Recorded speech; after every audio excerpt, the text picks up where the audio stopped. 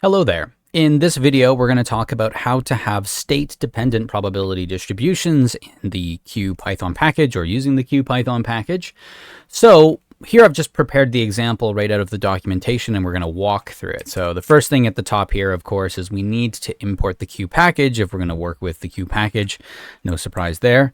And now we're going to define a custom class. This is in principle not that different from how we've defined custom classes in previous videos.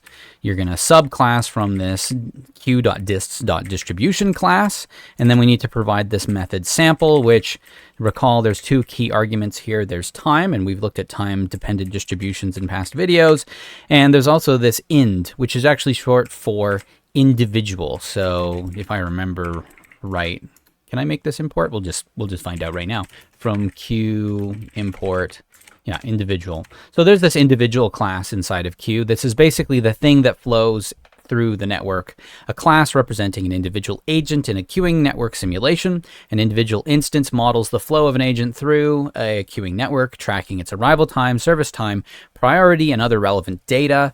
This class provides a framework for simulating and analyzing the behavior of such agents.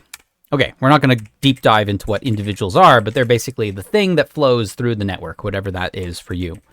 So we've defined this sample method, and by default, these take none, but as part of the framework piece, at some point during the simulation, it will pass in individuals, especially for service times.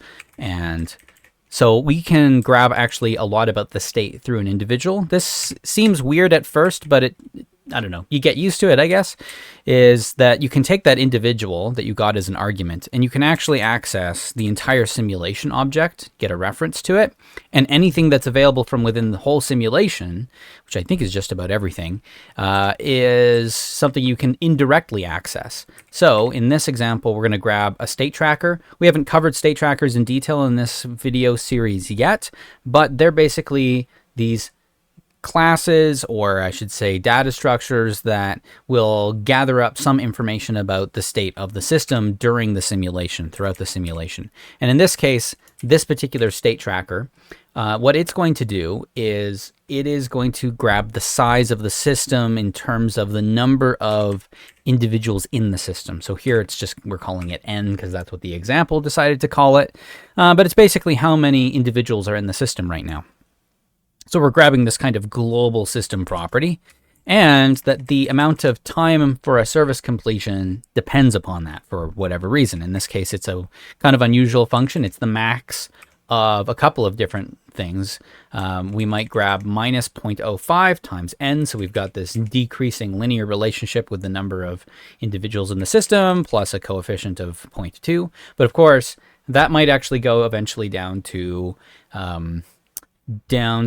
a negative value if we allowed it to. And that's where we have to consider, can you have a negative time to event? Not in this simulation framework. No going back in time with a TARDIS. So we're stuck with, we need to limit it to 0. And in this case, that's what we're doing with max, is if the first piece becomes negative, at least you will just return 0. Okay, so that's what's happening, is we grab the size of the system in terms of the number of individuals in the system, and then the amount of time until the service completion that next happens is a function of that, mostly a decreasing function until eventually the system's got too many people in it and the time to event becomes 0. Kind of a weird system, but it is what it is. And then, as is so often the case, we use this create network function. We define our arrival distributions. Here we're just grabbing an exponential with rate 4. That means that on average, every 1/4 units of time, you'll get a new arrival into the system. And we've added this service distribution that has the state-dependent distribution that we just defined above. And then we'll specify the number of servers. I mean, if you haven't noticed yet, these are kind of the 3 key arguments that are always required from the create network call. And then sometimes you need others depending on the combo of arguments. So we'll actually do this simulation, right? We've defined basically our model up above, but we want to run the model and maybe collect some information from it.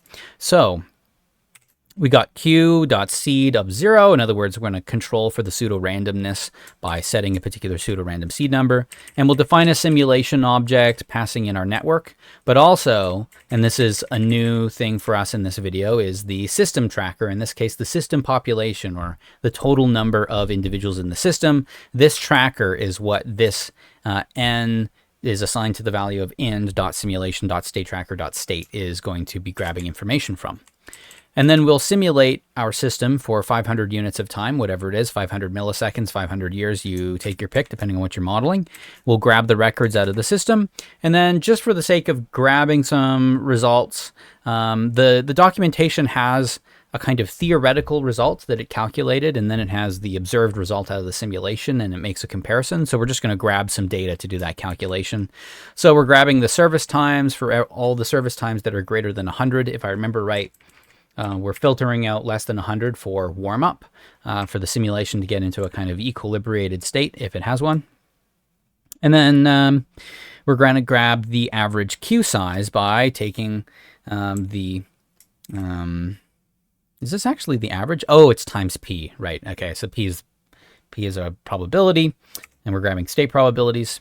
Took me a moment there. So yeah, S being the number in the system, and times P is this relative frequency. So we're basically calculating an expected value, and we're pulling that out of the state tracker that we passed in the first place. So that's the same, simulation.stateTracker, the same state tracker we passed in up here. Okay, so we've got our average queuing sizes, and then we've got this observed average of just taking the service times that we grabbed up here and dividing by the number of services that were completed.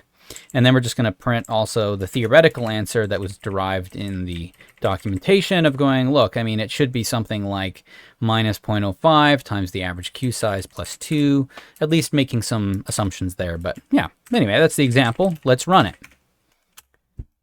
And here we've got that our observed is about 0.5, almost 0.6. And likewise, the theoretical average based on the relative frequencies we're seeing is also pretty close to 0.16.